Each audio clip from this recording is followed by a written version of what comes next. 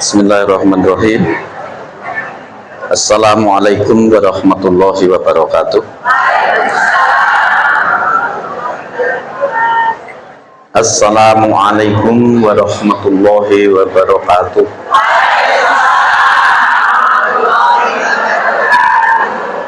Biar tambah dan tambah keberkahannya. Assalamualaikum warahmatullahi wabarakatuh.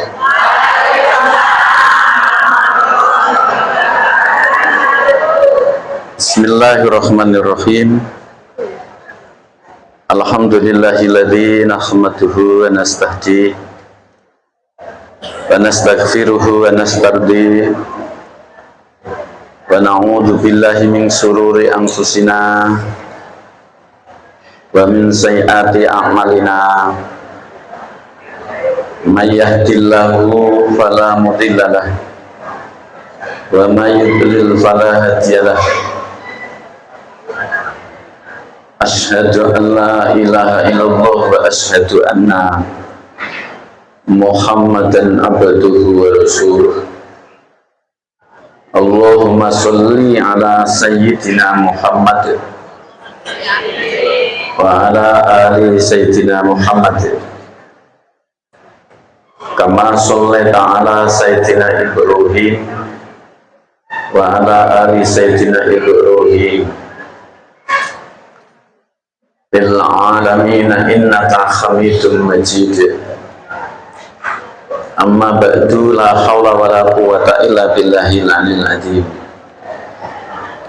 Qala ta'ala fil kitabil karim, a'udzu billahi minasy syaithanir rajim. Bismillahirrahmanirrahim.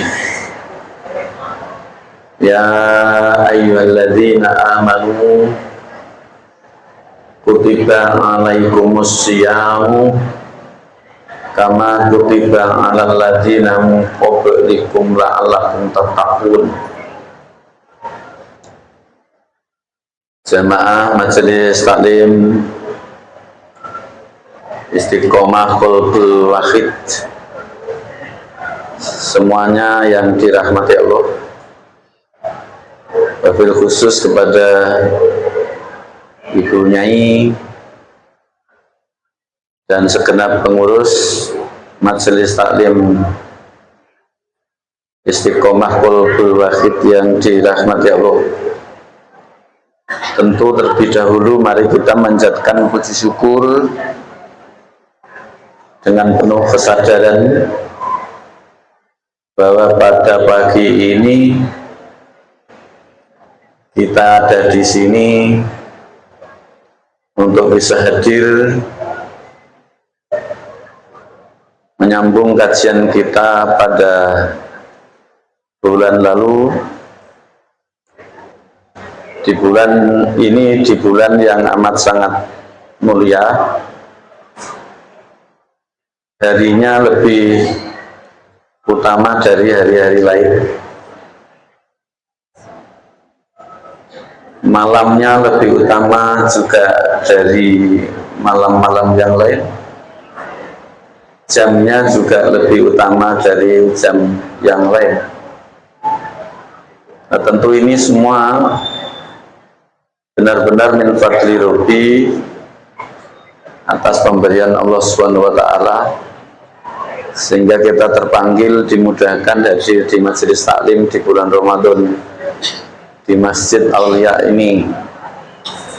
Mudah-mudahan kajian kita pada pagi ini mengantarkan peningkatan iman Islam kita, mengantarkan kepada kita itu menjadi hamba yang bertakwa, bukan hamba yang hanya terhenti di religiusitas, tapi hamba yang sampai kepada spiritualitas. Akhirnya kita bisa istiqomah, akhir hayat kita bisa istiqomah husnul khotimah, dan mudah-mudahan nanti bersama-sama dimasukkan surganya. Amin ya rabbal alamin. Allahumma sholli ala sayyidina Muhammad wa ala ali sayyidina Muhammad Jangan sampai lupa, selalu itu harus diingat agar kita ini nanti bisa menegakkan sunnahnya, bisa meneladani akhlaknya, bisa mendakwahkan, taklim, mengajarkan ajarannya, akhirnya diakui sebagai umatnya, dan ujung akhirnya ya mudah-mudahan kita diakui sebagai umatnya bersama keluarga kita, dan nanti bersama-sama mendapatkan syafaatnya. Amin ya rabbal alamin. Kajian kita pada pagi ini, tema yang diangkat adalah bagaimana meningkatkan ibadah puasa ini dari religiusitas ke spiritualitas, atau dengan kata lain bagaimana ibadah puasa kita ini bukan sekedar di ritualitas tapi bersifat fungsional. Nah, tema ini tak angkat. Saya barusan saja membaca hasil polling yang dilansir oleh Microsoft. Microsoft itu perusahaan multinasional,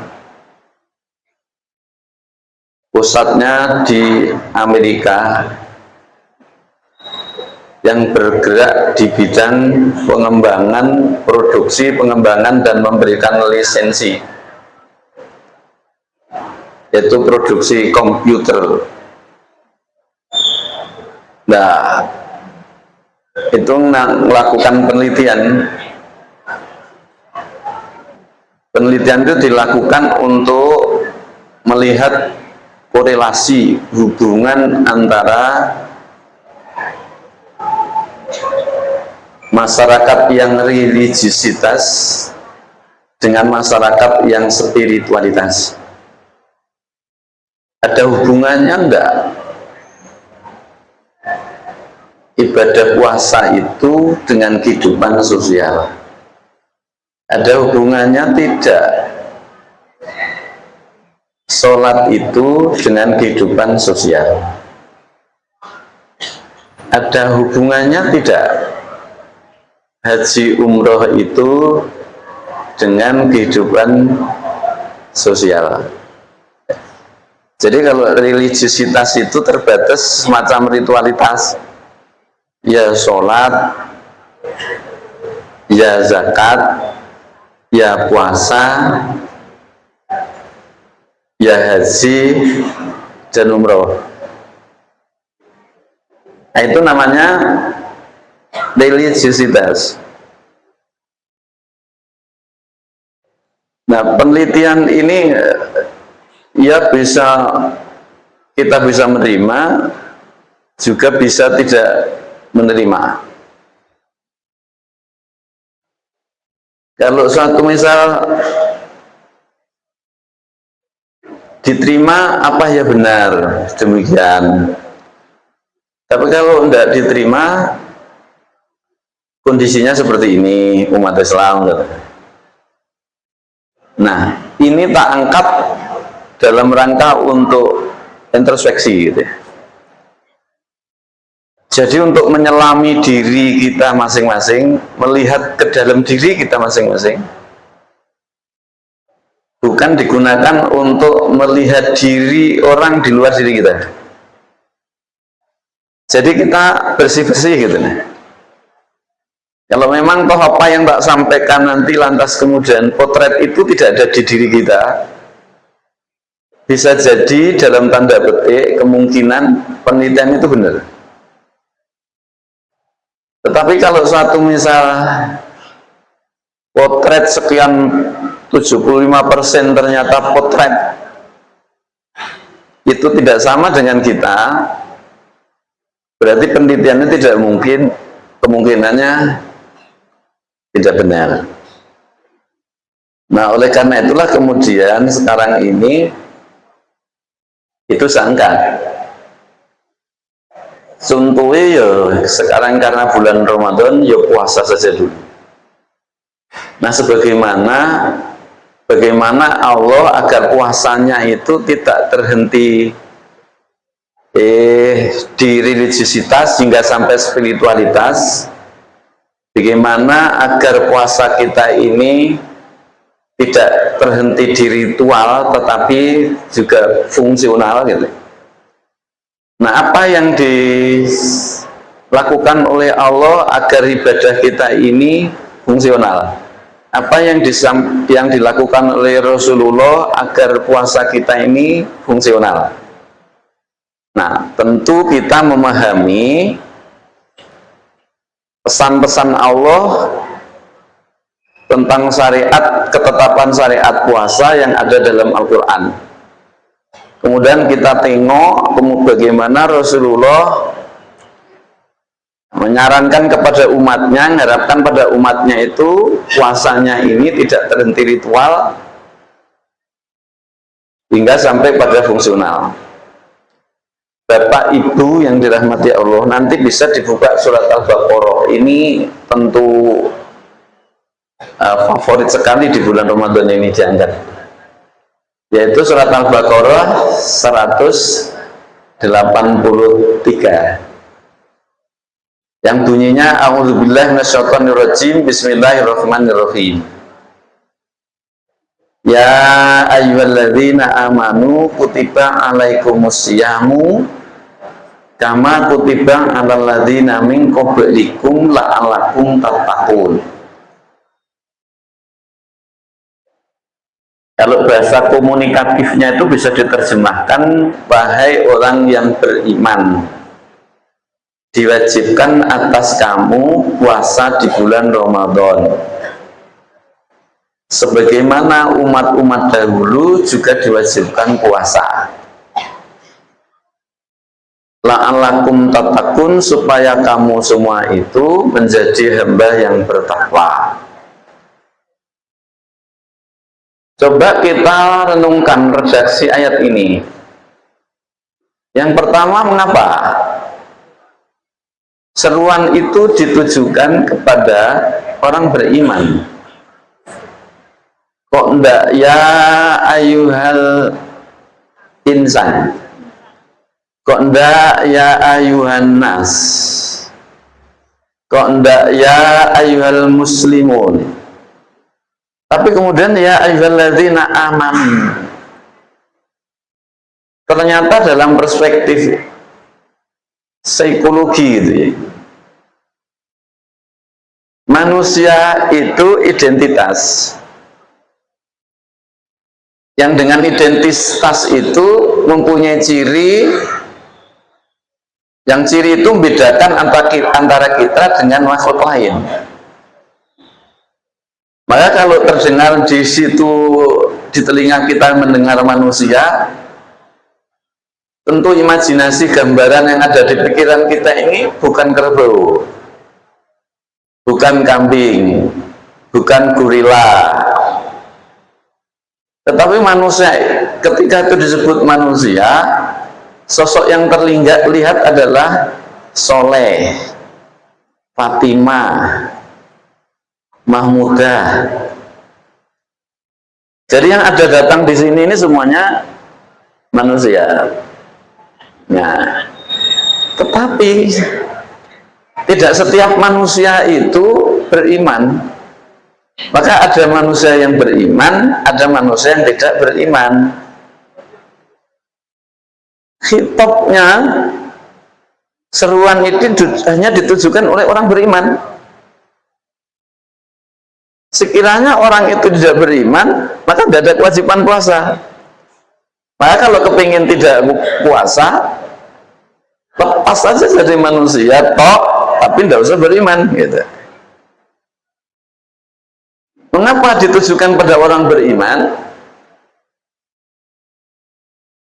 Karena tidak mungkin puasa itu dijalani dengan maksimal kalau orang itu tidak beriman.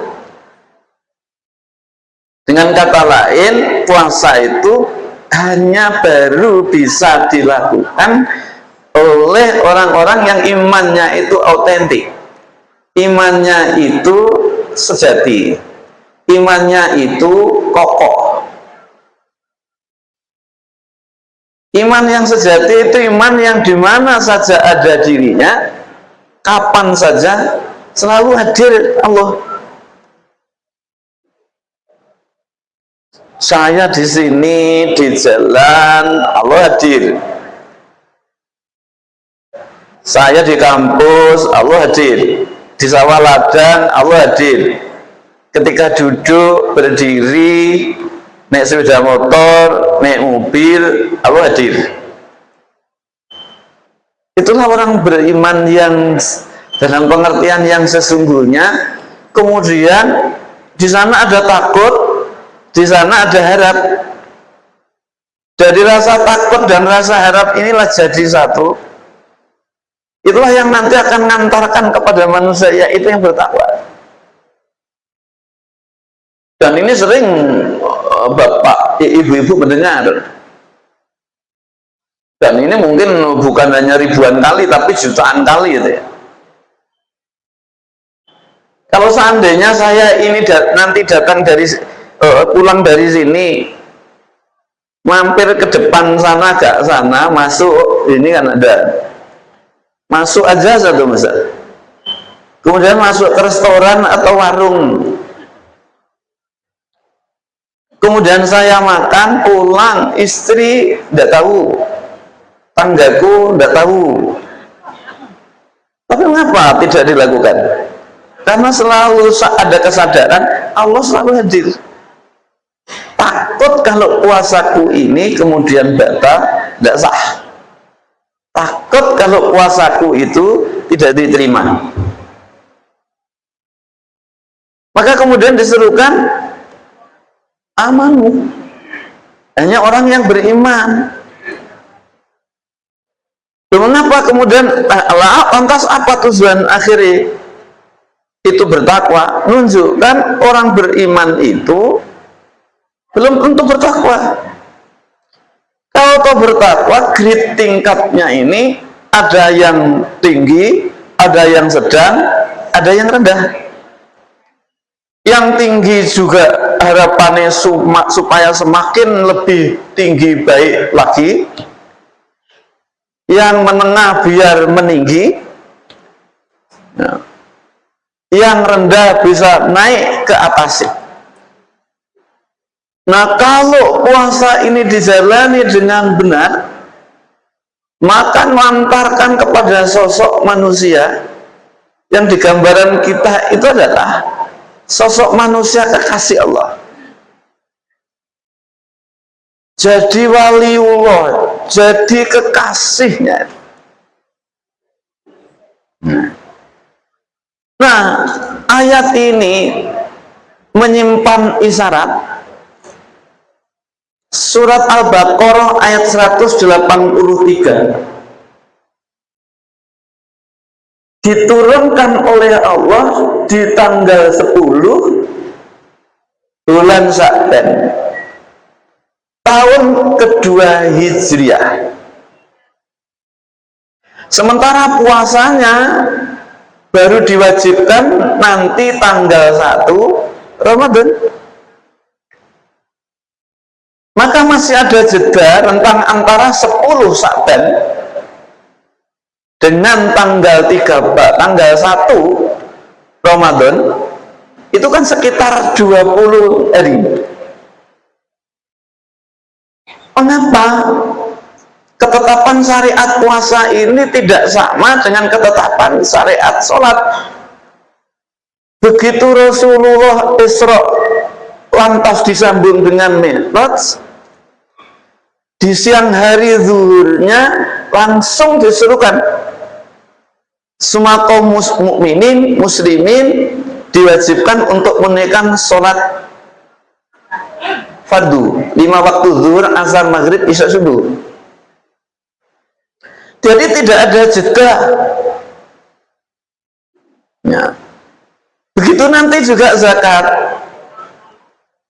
Tetapi mengapa kalau puasa itu mesti diberi jeda? Ini dikandung maksud supaya kaum muslimin muslimat, mukminin mukminat, mukminin mukminat itu belajar dulu. Bukan hanya sekedar belajar tidak makan dan minum dan segala yang batalkan puasa mulai dari terbitnya fajar hingga sampai maghrib.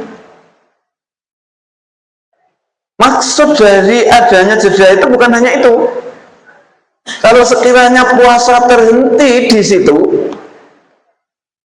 maka kemungkinan tidak akan didatangkan ayat itu lebih dahulu 20 hari sebelum datangnya bulan Ramadan.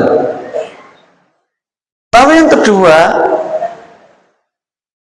sebelum ada fardu puasa Ramadan, Rasulullah itu sudah pernah biasa puasa, juga disuruhkan kepada umatnya. Hanya kalau umatnya pilihan, apa yang dia akan lakukan oleh Rasulullah? Puasa Asyura. Dan ini juga dilakukan oleh nabi-nabi dulu, termasuk Nabi Nuh. Itu puasanya puasa Asyura, hanya tidak 1 bulan seperti ini gitu. Gitu. Di samping puasa Asyura, apa yang dilakukan Ayyamul Bait tanggal 13, 14, 15. Artinya kalau hanya sekedar seandainya target puasa hanya mengendalikan makan dan minum dan segala yang membatalkan puasa saja, tidak perlu latihan. Ini menunjukkan bahwa supaya kita melatih, yang dilatih bukan hanya menghentikan makan dan minum saja, tapi jauh lebih dari itu, mengendalikan 10 indera yang dahulu puasa pernah saya sampaikan.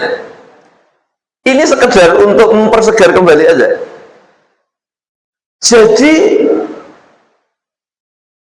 bukan hanya sekedar berhenti menahan makan, minum, dan yang membatalkan puasa, tapi 10 indera ini harus juga ikut puasa. 5 indera zahir, mata harus ikut puasa,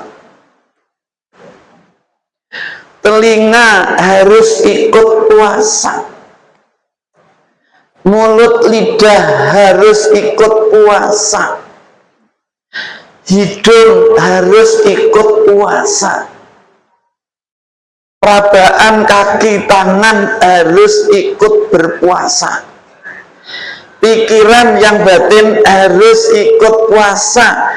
Jangan mikir yang aneh-aneh, jangan mikir yang negatif, jangan berprasangka buruk, rubah prasangka yang baik,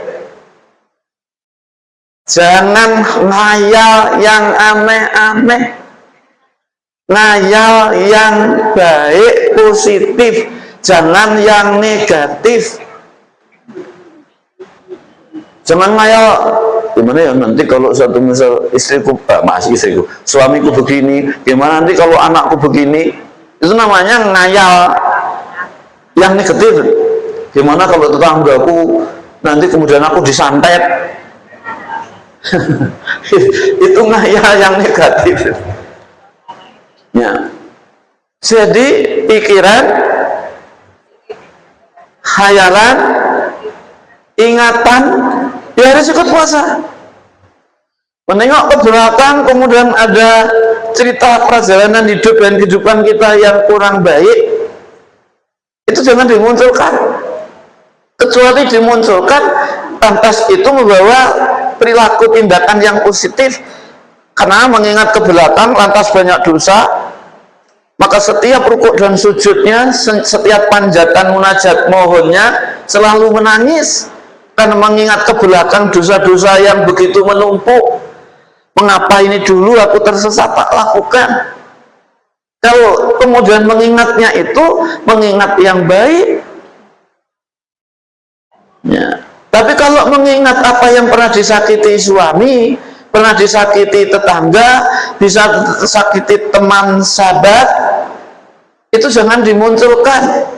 Dimunculkan kalau kemudian di sini jenengan katakan aku maafkan semua, aku tidak akan dendam. Itu nak menunjukkan bahwa khayalannya khayalan yang baik. Terus perasaan, jangan juga diikuti perasaan yang buruk, yang diikuti perasaan yang baik. Lalu indera yang kelima dari yang bersifat rohani itu, ya sampai sekarang yang psikologi itu belum ditemukan gitu.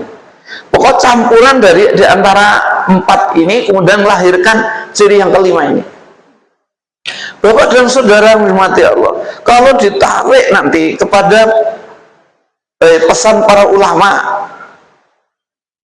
katakanlah satu misal Imam Ghazali membagi puasa, ada puasa am yang hanya menahan, tidak makan, tidak minum, yang batalkan puasa, itu namanya puasa am.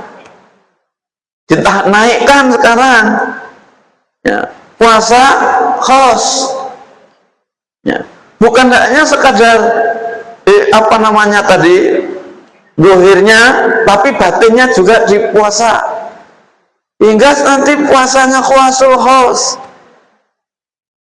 Ini puasa kekasih Allah, puasa yang melahirkan takwa benar tadi itu, yang bukan hanya sekedar mengendalikan makan minum dan 5 indera, 10 indera zahir batin tadi, tapi 10 indera zahir batin tadi dimanfaatkan sepenuhnya secara maksimal untuk ibadah.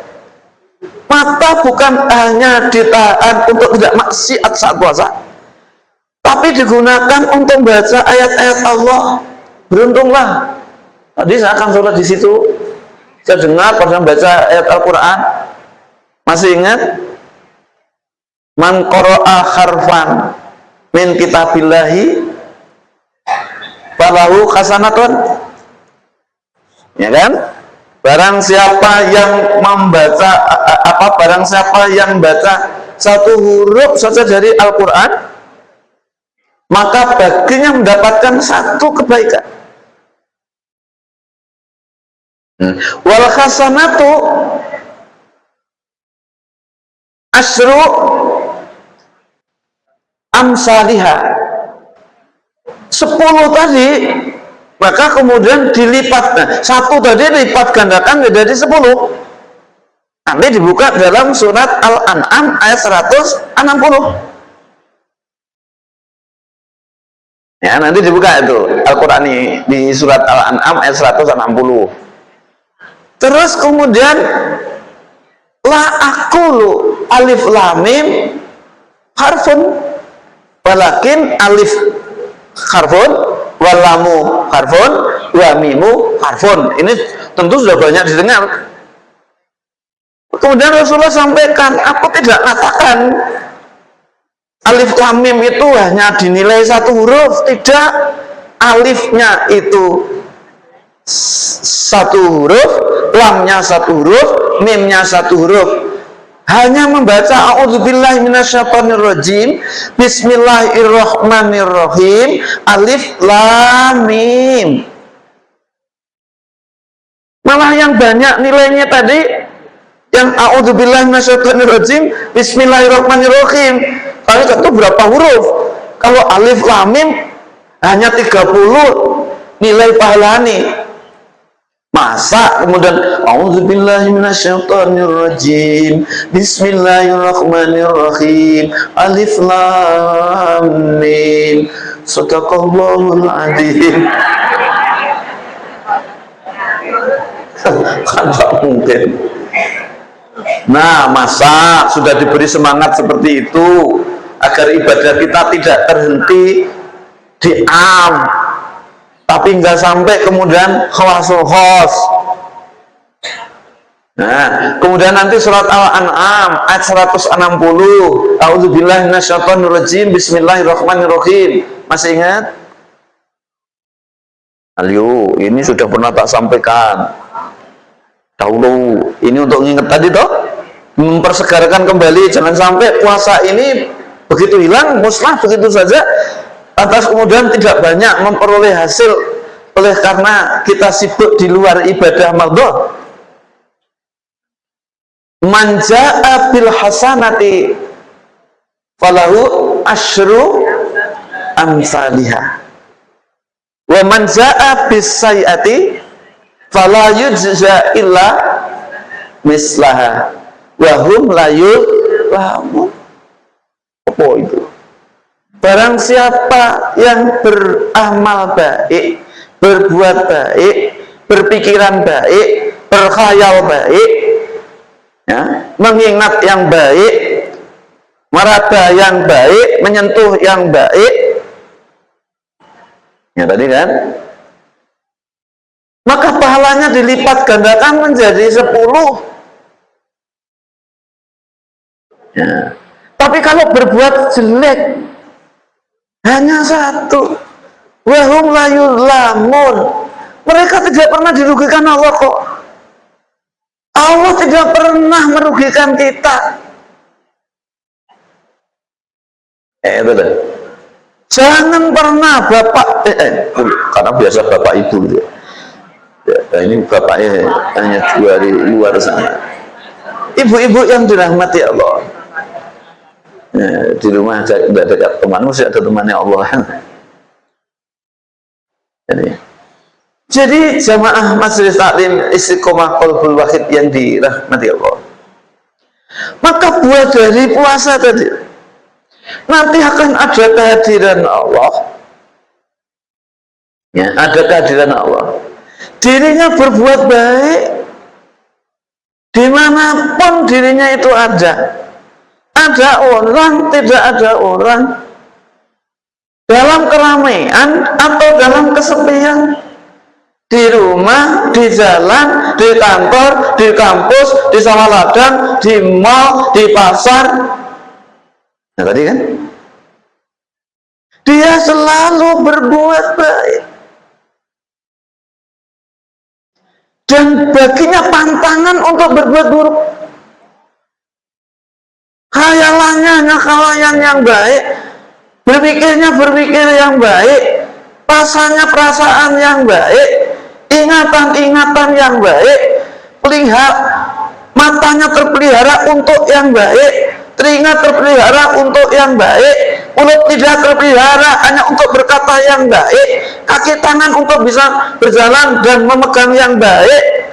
Luar biasa itu dari puasa, karena dirinya sadar, in aksantum wa in asatum falah. Surat Isra ayat 7 tuh. Jika kamu berbuat baik, kembalinya juga kamu.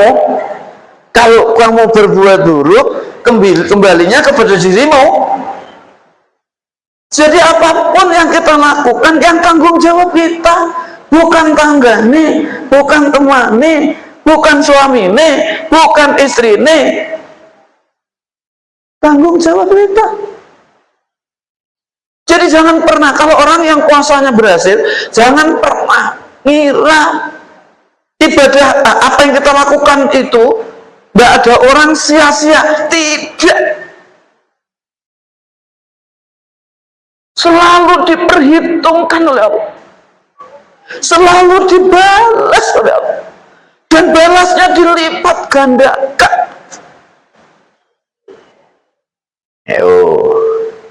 Yang sudah demikian ngopo, maka beruntung sekali punya suami yang soleh, yang puasanya berhasil. Beruntung sekali itu punya istri yang solehah, yang kemudian karena buah dari puasanya berhasil. Beruntung kalau punya anaknya kemudian puasanya berhasil, ngantarkan itu anaknya itu soleh. Beruntung kalau punya tetangga, kemudian tetangganya itu puasanya berhasil, hingga ngantarkan tetangga kita itu pada mutakin takwa. Karena dirinya bukan takutnya kepada di luar eksternal, di luar dirinya, tapi takut semuanya hanya kepada Allah, karena itu pun kembalinya kepada kita. Nah, Bapak dan saudara yang dirahmati Allah, lagi-lagi Bapak, mengapa sekarang terbongkar isyarat mengapa puasa itu disyariatkan di 10 Sa'ban tahun 22 Hijrah, masih aja jeda 20 hari. Itu ada isyarat dari Allah supaya kita belajar mengendalikan dulu tadi. Oh. Lantas bagaimana Rasulullah agar puasa yang dilakukan oleh umatnya tadi maksimal, yang dalam hal itu saat itu adalah yang dilakukan oleh para sahabat yang mengelilingi sekitar Rasulullah itu maksimal untuk menyegarkan kembali. Ya. Rasulullah mengumpulkan para sahabat, kemudian Rasulullah menyampaikan khutbah. Aku masih ingat dulu pernah tak sampaikan ke Segar sebelum tadi ngaji berikut ini. Ya. Rasulullah mengumpulkan para sahabatnya di dalam satu masjid, lantas Rasulullah berkhutbah. Ini kayak seperti ini, kurang lebih di tangganya kan ada 3, ini berapa? Ya 3.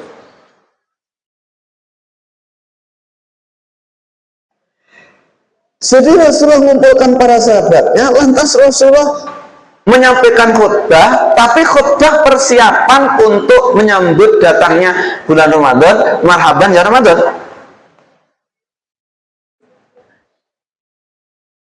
Tapi boleh bertanya, khutbahnya singkat, padat, itu tak ambil dari Minhajul Balaghah, kitab Minhajul Balaghah, ngutip hadis ini. Kemudian Rasulullah itu naik mimbar.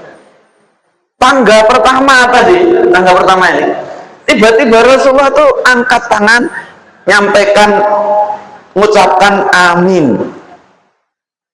Tangga kedua juga begitu, amin. Tangga ketiga kemudian amin. Langsung menghadap ke sahabat, menyampaikan ya ayuhan nas. Ya. Ketika Rasulullah sudah menyampaikan salam dan memuji, menyanjatkan puji kepada Allah, sahabat yang di depannya itu bertanya, ya Rasulullah, ada apa? Siapa gerangan yang berdoa? Tadi aku lihat di sekelilingku tidak ada satupun sahabat yang berdoa, tapi jenengan angkat tangan nyampaikan amin. Rasulullah menjawab, barusan saja Jibril datang. Kedatangan Jibril minta kepadaku untuk aku ini bersaksi, menjadi saksi atas 3 umatku yang tidak beruntung. Pertama, amin yang pertama, malaikat Jibril minta kepadaku kesaksian dengan menyampaikan, celaka wahai Muhammad Rasulullah, umatmu yang diberi kesempatan umurnya panjang menjumpai bulan Ramadan, tetapi tidak banyak mendapatkan ampunan dan pahala dari bulan Ramadan itu.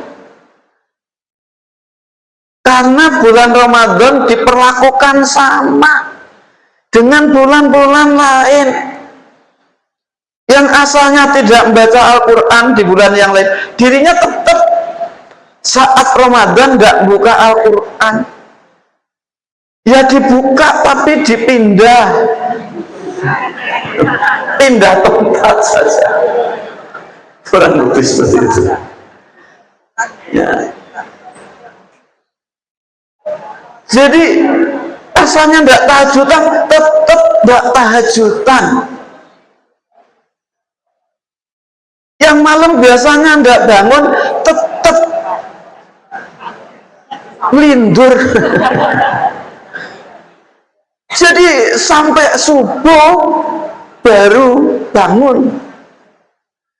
Jadi pendek kata ya, bulan Ramadan itu dipersepsi, dihadapi seperti bulan-bulan lain lah, nggak dianggap istimewa. Ya, abai. Padahal Allah melalui Rasulullah sudah sampaikan, di bulan Ramadan pintu surga dibuka, mohonlah untuk tidak ditutup kembali, neraka ditutup, mintalah untuk tidak dibuka kembali, setan diikat, mintalah untuk tidak dilepas kembali. Apa itu dah? Maka ini perlunya tak ingatkan kembali, punggung masih 10 hari ini, gitu dong. Nah, jadi kalau belum biasa membaca Al-Quran, kalau yang datang di sini insya Allah semuanya ahli Al-Quran. Terlihat tadi, alhamdulillah, bersyukur kepada Allah lah itu. Ngapain ke sini itu kan gitu. Kalau nggak solehah ya nggak mungkin. Nah, kalau Pak Soleh namanya sudah soleh. Ngapo ke sini kalau nggak niatnya tadi, pasti itu solehah itu loh. Nah, Bapak Ibu yang dirahmati Allah, Bapak lagi. Jadi ini bukan untuk yang lain, maka tadi menyelami diri kita sendiri. Jadi jangan sampai repot untuk menyaksikan, menggunjingkan kotoran yang ada di halaman orang lain, tapi sementara halaman kita itu juga kotor, tidak pernah dibersihkan gitu. Yang tidak sempat untuk membersihkan hanya karena memikirkan dan menggunjingkan halaman kotoran yang ada di halaman orang lain tadi. Nah, bulan Ramadan ini selalu disambung. Nanti setelah ini akan tak sampaikan. Kemudian Rasulullah sampaikan amin. Jadi nanti sekali lagi yang belum tahajudan, yang belum duhaan, biasa duhaan, mulai saat ini duhaan. Yang tidak biasa wiridan, sampai sholat langsing, uluk salam, makhluk wencing begitu, mulai harus ke diri kita, jangan diarahkan kepada yang lain. Yang biasanya kemudian kasar, mulai kemudian dilemah lembutkan. Yang selalu keluar di lidahnya pikiran dan seterusnya, itu yang tadi jelek-jelek, mulai saat ini harus sudah ditata. Rasulullah memberikan saksi amin. Yang kedua, Jibril, malaikat Jibril juga minta kesaksian kepadaku, celaka Muhammad Nabiullah, umatmu yang ketika diberi kesempatan untuk hidup bersama kedua orang tuanya, tetapi tidak mendapatkan ampunan lantaran bukan berbakti kepada orang tuanya, tetapi justru sebaliknya durhaka kepada orang tuanya. Nah, introspeksi. Yang belum ngirim kepada ibu bapak yang sudah meninggal dunia, kandung, mertua, datangi, tangisi di atas kuburnya, sambil dipantulkan pada satu saat aku pun seperti beliau akan ada di dalam kubur seperti ini. Itu ayat Allah yang bersifat kauniyah. Kalau memang jauh, ya seharusnya setiap amal ibadah kita apapun, jangan untuk hanya dirinya, tapi orang-orang yang berjasa kepada kita, yaitu bapak ibu termasuk suami dan istri ini. Laki-laki beruntung, lagi punya suami soleh, istri yang soleha, anak yang soleh, yang soleha. Betul? Kalau enggak, ya sama sekali tidak. Ngapain aku ngirimi? Mungkin sedikit bapak ibunya ada sedikit salah saja, ya sudah tidak mau lagi memaafkan. Yes. Maka kemudian Rasulullah sampaikan amin. Maka jangan sekali-kali durhaka kepada orang tua. Segera minta maaflah kepada orang tua. Gitu ya. Kalau ini sudah banyak dibahas tentu ya. Lalu berikutnya amin yang ketiga. Malaikat Jibril juga katakan, celaka Muhammad, umatmu. Ya. Yang ketika namamu itu disebut tidak pernah doakan kepadamu. Jadi kalau nama Rasulullah disebut Muhammad, maka kita harus mendoakan. Bagian daripada syukur kita. Tanpa Rasulullah mustahil kita berada dalam kebenaran. Bahkan barang siapa yang di bulan Ramadan fokus untuk membaca sholawat, maka dirinya ini diampuni dosanya, dosa-dosanya itu diampuni, dan diperberat amal baiknya saat orang-orang lain amal ibadah solehnya itu diperingan. Sholawat Allahumma sholli ala Muhammad wa ala ali Muhammad tulis. Dan kalau saya Allahumma sholli ala Sayyidina Muhammad wa ala ali Sayyidina Muhammad, yang disingkat sallallahu ala Muhammad, sallallahu ala Muhammad, sallallahu ala Muhammad. Kemudian Rasulullah sampaikan amin. Ini bagian dari cara Rasulullah agar puasanya tidak terhenti di tidak terhenti di apa namanya khos, tapi hingga sampai khawasul khawas. Ya. Baru kemudian Rasulullah sampaikan khutbahnya itu tadi, wahai umat manusia, telah datang kepada kalian, kepada kita bulan Allah, bulan yang penuh berkah, bulan yang penuh rahmat, bulan yang penuh ampunan. Tadi sudah tak singgung, malamnya lebih baik, lebih utama dari malam-malam yang lain. Siangnya lebih utama dari siang-siang yang lain. Jam detik menitnya lebih baik dari jam detik menit yang lain. Di bulan ini kalian dijadikan tamu yang diagungkan oleh Allah, yang dimuliakan oleh Allah. Bernafasmu dinilai bertasbih. Nafas kita loh dihitung sebagai subhanallah, subhanallah, subhanallah. Tidurmu itu sudah dicatat sebagai ibadah. Doamu selalu dikabulkan, permintaanmu selalu diberi. Kurang bagaimana? Maka jangan disia-siakan. Itu yang dimaksud oleh Rasulullah tadi. Jangan sampai nanti berhenti di ritual, tapi nanti sampai kepada fungsional. Terus diteruskan, barang siapa yang bulan Ramadan memberikan berbuka satu cegukan air saja untuk membatalkan puasa, maka sama dengan memerdekakan budak belian. Jadi ya carilah kira-kira siapa yang mau kita ajak berbuka, mau kita ajak tartib atau ditraktir.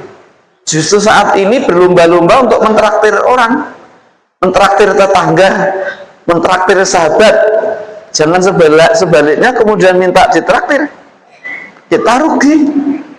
Yang beruntung yang mentraktir. Nah, kemarin ada tetangga saya Ada 3 yang meninggal dunia. Masih muda-muda, yang satu sudah cukup tua. Yang satu usia 45-an.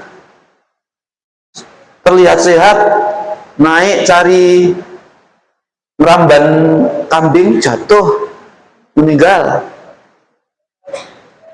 Terus sebelahnya, jadi depannya terus belakangi, itu termasuk jamaah saya hari Jumat yang ada di masjid gini Tempurjo itu, usianya juga relatif masih muda, janda. Tiba-tiba belum sampai bulan Ramadan kemudian meninggal. Bukan, kalau ini sudah Ramadan. Kalau yang tadi belum Ramadan. Kalau itu sudah Ramadan kemarin, baru sekitar 3 hari yang lalu. Terus kemudian yang satu tetangga saya ini kanan, tapi cukup tua, meninggal dunia. Apa kaitannya dengan apa yang tak sampaikan? Karena zikir tidaknya, tahlilannya itu ketika menjelang buka, lalu ngundang sekian, lantas kemudian dikasih buka, berapa itu pahalanya itu kalau ikhlas? Kuncinya nanti kalau ikhlas. Bapak dan saudara yang dirahmati Allah, baik, ini tak teruskan untuk mempersegar kembali. Nah, barang siapa yang menyayangi anak yatim,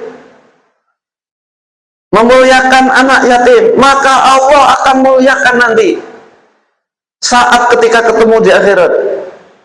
Nah, tengok kiri, tengok kanan, ada ndak anak yatim, fakir miskin yang terlantar, ambil bagian, ada hak apa yang ada di dalam di rumah kita bagi anak yatim yang tadi meninggalkan anak yatim 2.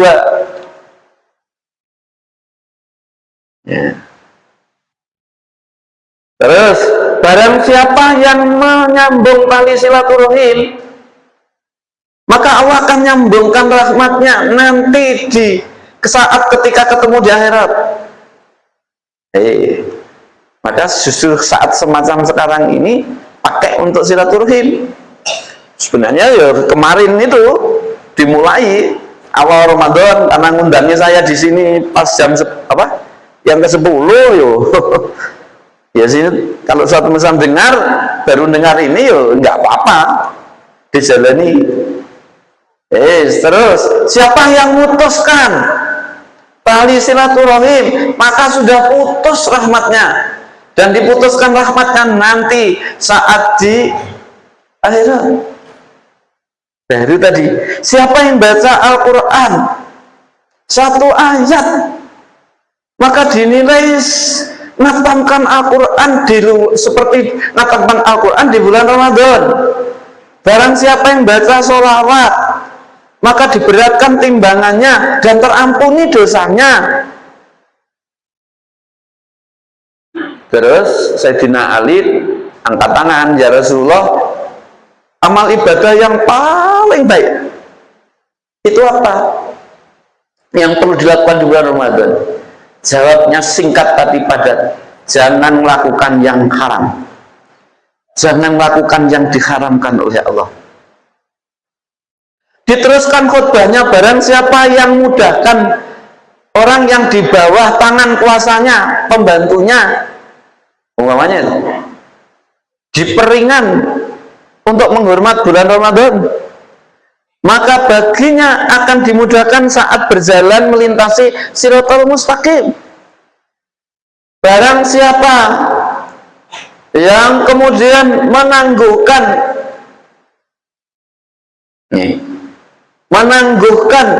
untuk tidak berbuat buruk, maka Allah menangguhkan murkanya hingga sampai nanti tadi tak sampaikan bahwa di bulan Ramadan pintu surga dibuka, minta untuk tidak ditutup kembali, dan pintu neraka ditutup, jangan minta dibuka kembali, dan pintu setan itu diikat, jangan minta untuk dilepaskan. Itu bagian dari cara Allah dan Rasulnya untuk agar puasa kita ini, agar bulan Ramadan tidak sia-sia, dan agar puasa kita tidak terhenti di am. Bukan puasanya orang awam, tapi puasanya setidak-tidaknya yang khos, Pak. Syukur-syukur grade naik tingkatnya yang khawasul khawas. Apalagi kemudian usia sudah asar seperti saya. Waktu saya kan sudah asar, maka mesti harus banyak hati-hati. Bukan berarti yang masih duka lantas kemudian tidak hati-hati. Kemarin usia baru 15 tahun meninggal dunia, kok hanya tercekik gini terus meninggal dunia. Keselak. Jadi kematian itu tidak jamin dengan apa namanya, tidak ada korelasi dengan umur. Sering mendengarkan siapa saja pantas untuk mendingan. Dunia itu bukan tempat kita, tempat malaikat maut, tempat malaikat Israel, itu yang mesti ada, bukan tempat itu. Lantas bagaimana kalau seandainya tahun depan kita sudah tidak bisa berjumpa lagi? Maka tadi tak minta untuk bersyukur, karena tahun yang lalu aku juga demikian. Mudah-mudahan tahun depan kita masih dipertemukan kembali dengan bulan Ramadan. Alhamdulillah sekarang dipertemukan, disyukuri dengan cara seperti tadi, tingkatkan yang khawasul khas. Nah sekarang bagaimana para ulama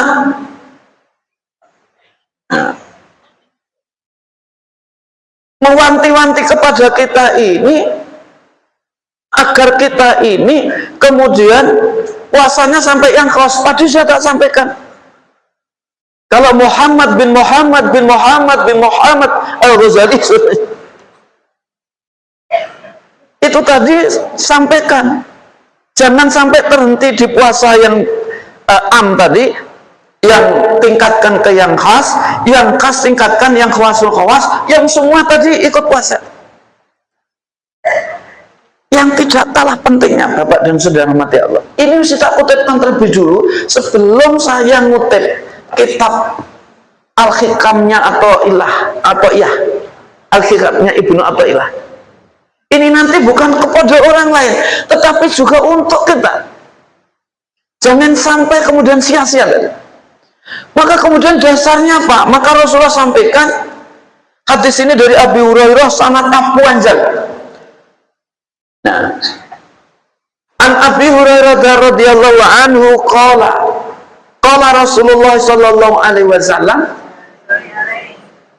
qala Allah azza wa jalla kullu amali bani adamin lah, seluruh amal ibadahnya anak Adam itu baginya, ya, illa syam, kecuali puasa.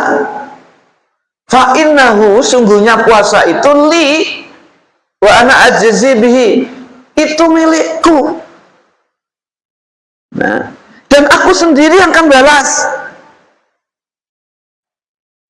Jadi beda dengan ibadah lain. Mengapa itu milik? Hanya dilakukan orang yang beriman, yang imannya autentik tadi. Orang yang benar-benar takut dan harap hanya kepadaku. Itu maksudnya. Maka yang demikian yang balas hanya aku. Kalau yang balas Allah, yang Allah tidak terbatas, unlimited. Kalau kita terbatas, kalau Allah unlimited, maka balasannya tidak bisa dihitung, tidak terhitung banyaknya. Bukan satu dilipat gandakan 10, tapi berlipat-lipat.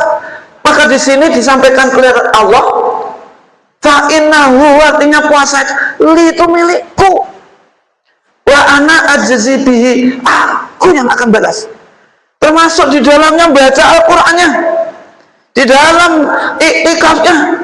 Aku kemarin ditanya, dan hampir sering ditanya, banyak ditanya, Bab, untuk ini menjemput datangnya bulan Lailatul Qadar itu mulai kapan? Allah biiznillah, aku bersyukur kepada Allah, aku setiap malam itu menjemput Lailatul Qadar, bukan hanya di bulan Ramadan. Saya alhamdulillah jam 1:30 sudah bangun, jam 1:30 sudah bangun, kemudian aku baru tahajud. Kalau nanti saya ke Surabaya, senam dulu, baru kemudian pagi setelah ngimami sholat tahajud berangkat ke Surabaya. Jadi tak lakukan sejak dulu. Maka kalau kepingin suatu misal dapat Lailatul Qadar, yuk di bulan Ramadan, jangan hanya terhenti di bulan Ramadan. Ya setidak-tidaknya sejak awal kemarin, mulai tanggal 1 tok sampai nanti tanggal berakhir bulan Ramadan. Terus itu kan riyadhah tuh, untuk latih kebiasaan itu bukan terhenti di bulan Ramadan, itu riyadhah aja biar nanti diteruskan. Itu loh maksudnya, sehingga kita ini menjadi ahli itikaf, sehingga kita itu menjadi ahli tahajud. Kalau sudah demikian, nanti ada di ini makomnya sampai makom tajrid, makom yang sudah tidak lagi kita tergantung pada sebab. Nah, nanti mudah-mudahan habis. Bapak dan saudara yang dirahmati Allah, baik. Jadi bagaimana kemudian hadis ini? Allah yang seluruh amal ibadah kita yang tadi dijalankan di bulan Ramadan tadi, termasuk puasanya, bukan sekedar puasa saja. Asyamu junnatun, maka iman dong. Ngajinya ini loh sama dengan nggak terhingga. Ya. Saya datang ke sini insya Allah, tadi bukan pamer, tadi bukan ria kalau nyampaikan seperti itu. Kalau tahu ilmunya itu tadi berbagi pengalaman. Ini selalu disambung kok.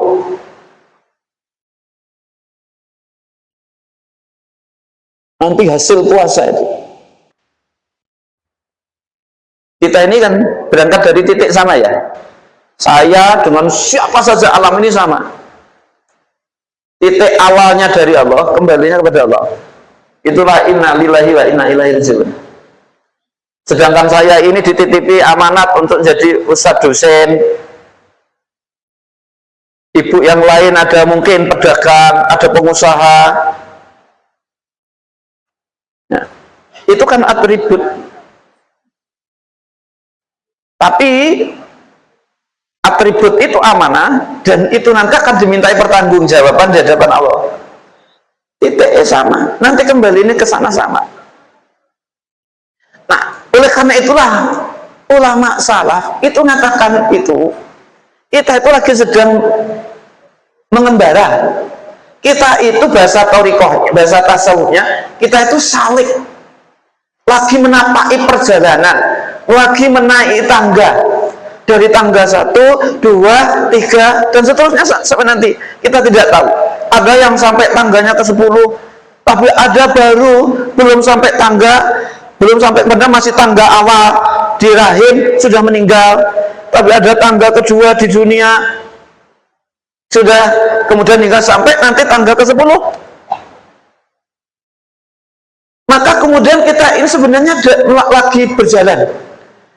Maka dalam konsep tasawuf kita ini disebut as-salik. Maka pesannya para ulama ya, yang bagi salik, maka kita diminta karena kita sebagai salik supaya usaha maksimal, mujahadah, sungguh-sungguh fokus bahwa kita ini dari Allah, hidup karena Allah, dan nanti untuk Allah. Maka pesannya, proses perjalanan hidup itu untuk dijadikan apa? Ayakuna. Maaf.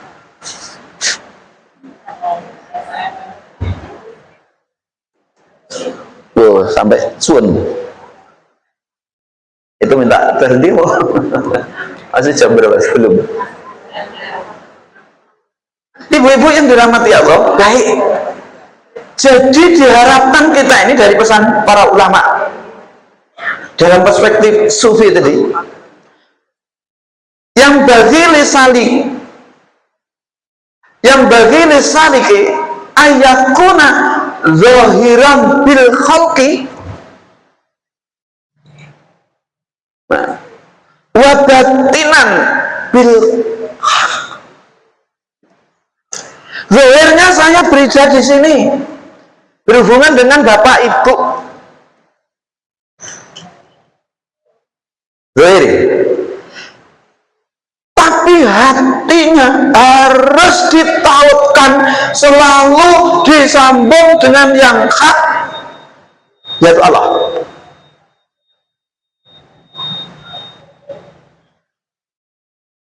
Ya. Al-yadu bil khalq, al-yadu bisuhul. Tangan kita bergerak, sibuk untuk melakukan aktivitas apa saja. Pedagang dengan perdagangannya, pegawai kantor dengan kerjaan kantornya, petani dengan cangkul dan tanamannya, dosen dengan laptopnya karena mesti menyampaikan materi. Tafadhol, silahkan. Tapi jangan sampai lupa al-qalbu bil haq. Hatinya harus tetap tergantung kepada Allah. Yang dulu sudah tak sampaikan kan tentang jadikan kantormu jadi masjidmu, jadikan sawah ladangmu itu jadi masjidmu, jadikan pasarmu itu jadi masjidmu, jadikan sawah ladangmu jadi masjidmu. Artinya semua format untuk ibadah karena Allah, untuk Allah, dan kepunyaan Allah. Padahal amal ibadah yang lolos itu yang tadi, yang karena Allah, untuk Allah, dan kepunyaan Allah. Kalau tidak itu, maka Allah tidak akan terima. Itu yang disebut dengan puasa, ngajari kepada kita untuk ikhlas. Puasa, ngajari kita untuk sabar. Nasi itu haram atau halal? Bakso itu haram atau halal? Ya mesti dong. Halal. Tapi diharamkan bagi yang beriman, nggak ada uzur untuk makan itu. Kita sabar. Itu biar nanti melahirkan hamba-hamba yang as-sabirun. Ya kalau jadi yaduh aja itu. Yes. Jadi silakan kaki kita ini bergerak bersama dengan makhluk. Tapi hatinya, kalau pesannya Abu Junaid al-Baghdadi, orang yang mencintai Allah itu adalah orang yang tubuhnya berwujud ada, tetapi ruhnya itu terpisah. Artinya nyambung dari. Ya. Kalau itu Rabi'ah Ladawiyah, sufi muslimah, silakan tubuhku bersama kamu, tapi ruhku berpisah dengan kamu. Silahkan kita berhubungan dengan siapa saja, tapi hatinya telah tergantung kepada Allah. Sambung. Maka kadang tidak ada orang dirinya menangis sendiri. Bukan stres, bukan nangisnya stres, bukan nangisnya karena dunia, tapi nangisnya justru khauf dan roja jadi satu tadi. Takut kalau amal ibadahnya selama ini tidak diterima. takut kalau tobatnya itu tidak bisa diterima, tetapi dirinya penuh harap Allah itu tidak akan pernah menolak taubat hambanya yang taubatan nasuha. Bisa enggak? Harus bisa, Bapak dan saudara umat ya Allah. Nah, ini pesan terakhir, bukan kemudian meninggal dunia. Tentu kita nanti kan sudah banyak amal, semua dijalani itu. Pesannya Ibnu Athaillah 3 saja yang tak angkat di sini. Nggak apa-apa nanti sampai jam 10 ya, karena nggak mungkin loh nanti akan bulan Ramadan ini lagi gitu kan nggak mungkin, masih ganti yang lain. Pertama, rubbama futiha laka babut ta'ah ma futiha laka babul qabul. Ibnu Athaillah, ini nggak tak tunjukkan halamannya, pokoknya itu ada hikmah yang 268. Rubbama futikhalaka babut ta'ah ma futikhalaka babul qabul. Mungkin bisa jadi pintu taat itu sudah dibuka untuk kita. Kita itu sregep tahajud, sregep duha, baca Al-Quran, wiridan.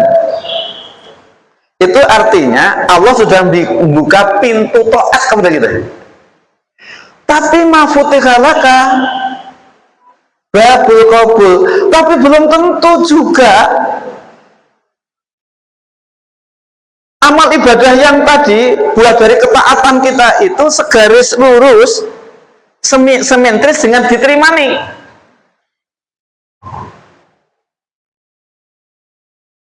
Ini belum Athaillah. Maka supaya itu sungguh-sungguh tadi kan itu toh.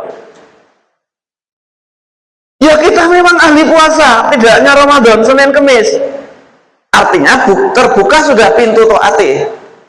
Tapi belum tentu pintu kabulnya itu terbuka. Mengapa? Karena masih ada penyakitnya. Penyakitnya apa? Hati. Masih dibiarkan begitu saja, iri hati, dengki, jahil, dengki, jahil matakil, masih petakilan, masih jahilan, masih sum'ah, ya, masih riya. Ya. Tadi tidak karena Allah, untuk Allah dan kepunyaan Allah. Jadi kita diajari jangan sampai karena nafsu ya ke masjid. Soal di masjid itu enak ya. Nafsu itu bukan karena Allah, untuk Allah, kepunyaan Allah, tapi karena nafsu. Sampai nanti tingkat aku tahajud itu kepingin ini, kepingin itu, biar anakku lulus dari ininya. Bukan tidak boleh, itu boleh, tapi itu bukan kepentingan Allah. Tingkat yang paling tinggi karena Allah, untuk Allah, kepunyaan Allah. Aku jalan ini karena kekasihku biar berkenan. Karena Allah ridho kalau aku melakukan tahajud. Allah ridho kalau aku puasa.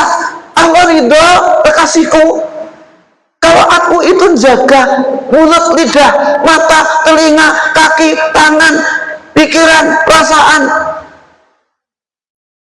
semuanya karena Allah. Jenengan datang di sini jangan niat reuni, aku senang kalau ketemu dia, bukan, tidak boleh. Silaturahim karena Allah perintahkan silaturahim, karena Allah berkenan kalau aku Kekasih kita kan hanya Allah. Seharusnya kita tidak nikah. Kalau seandainya Allah itu tidak merintahkan nikah, karena nikah kita, Allah akan berkenan, ridhoi kepada kita. Nah, kalau sudah demikian kan tidak aneh-aneh. Tidak sembarang tertarik. Mesti cari yang soleh, mesti cari yang soleha, yang biasa diajak untuk menempuh perjalanan dunia dan akhirat. Kalau sudah terlanjur kadung, ya ditangisi kepada Gusti Allah. Nanti sehabis dari sini sampaikan kepada suami ini, sayang, aku tadi dapat dari materi dari Pak Soleh. Dulu kok niat saya masih karena gantengmu, karena mobilmu, dirubah. Beranak pinak juga demikian. Jadi karena Allah perintahkan aku harus ngaji, karena Allah perintahkan aku harus membaca ayat-ayatnya, hanya aku mengharap agar kekasihku Allah itu meridhoi hidup dan kehidupanku. Berangkat dari Wangkalan datang ke sini. Kalau itu di format yang lain, kelihatannya baik toh, nyampaikan seperti itu. Tapi ditolak. Masalah ini. Kalau niatnya dari Wangkalan Tempurjo ke sini, kemudian tidak karena Allah, untuk Allah dan kepunyaan Allah, maka ditolak. Maka tadi rubama mafutiha laka babul to'ah mafutiha laka babul qabul. Yang paling berat lagi ujub, karena sudah semua dijalani. Aku haji berapa kali, aku umrah berapa kali, punya itu berapa kali, nggak terhitung. Harus bersyukur itu punya itu dengan Pak Yai.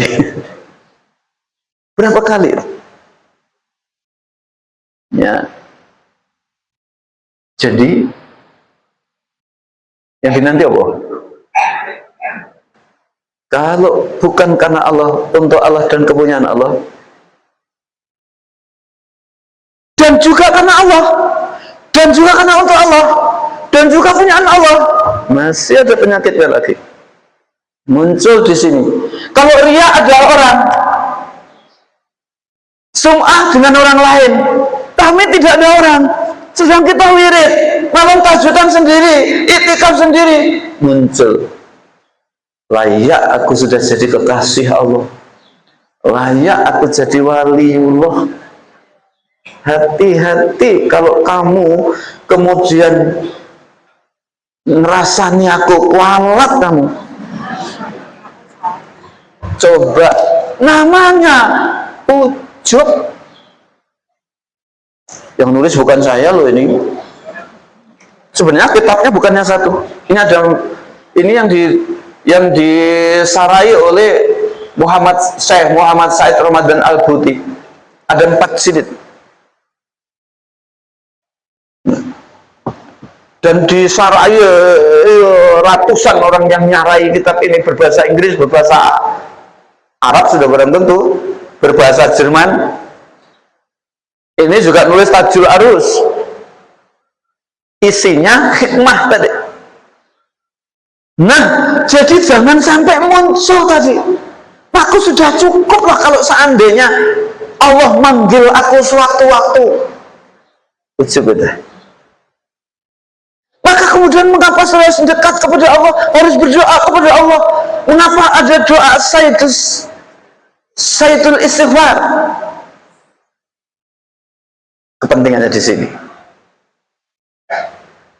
Bahkan berikutnya, rubama qadha bizambi fakana sababan fil wusul.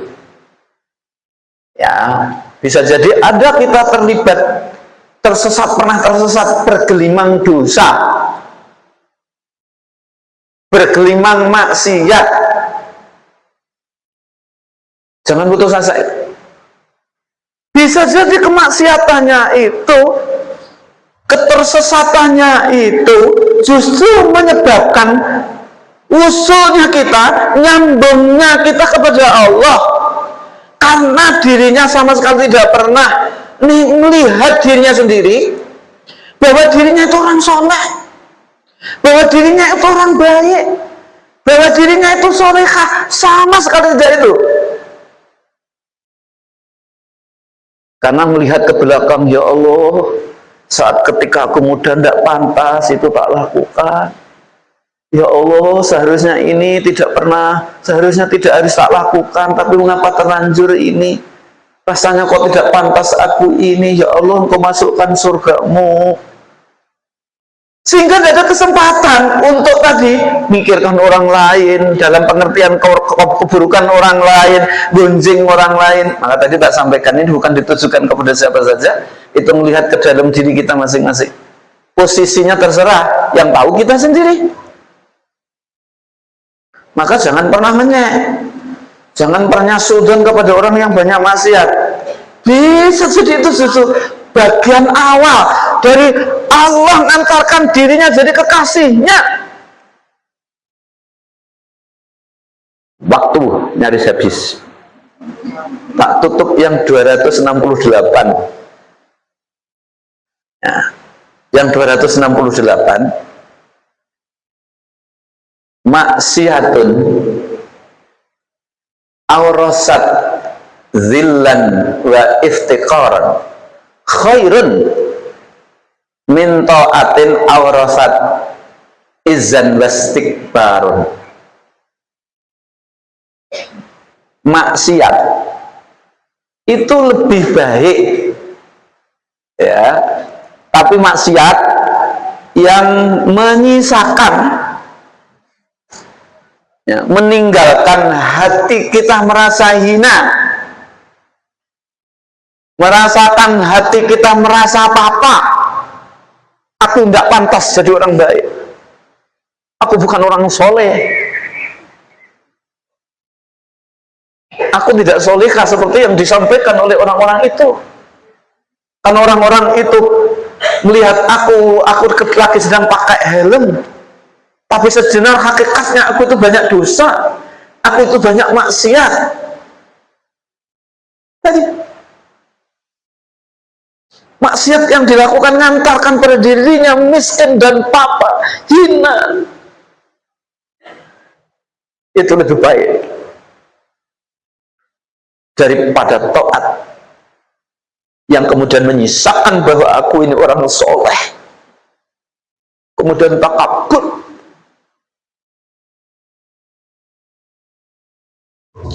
Ini bukan untuk yang lain. Maka tadi diajak untuk menyelami diri kita masing-masing.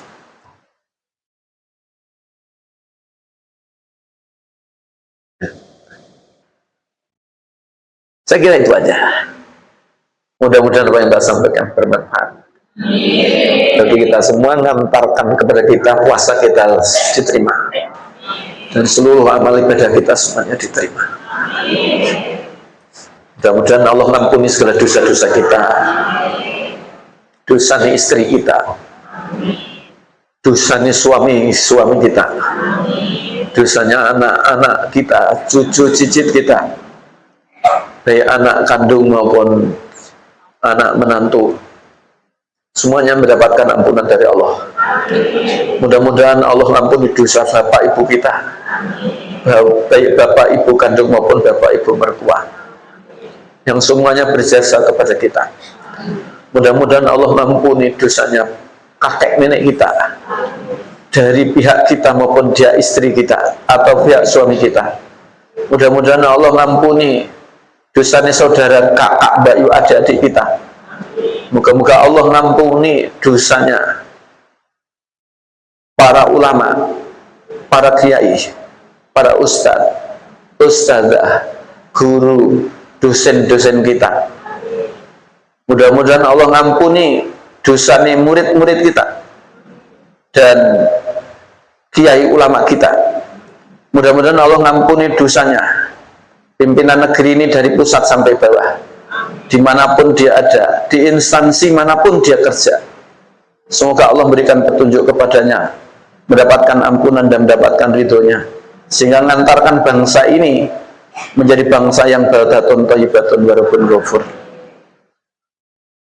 Mudah-mudahan kita semua diberi kekuatan zahir batin untuk menjalankan sisa puasa Ramadan ini dengan maksimal, sehingga puasa kita tidak terhenti kepada ritualitas, tetapi sampai kepada yang bersifat fungsional, menyatu dengan hidup dan kehidupan kita, sehingga akhirnya kita menjadi hamba kekasihnya, bisa husnul khotimah dan bersama-sama dimasukkan surganya.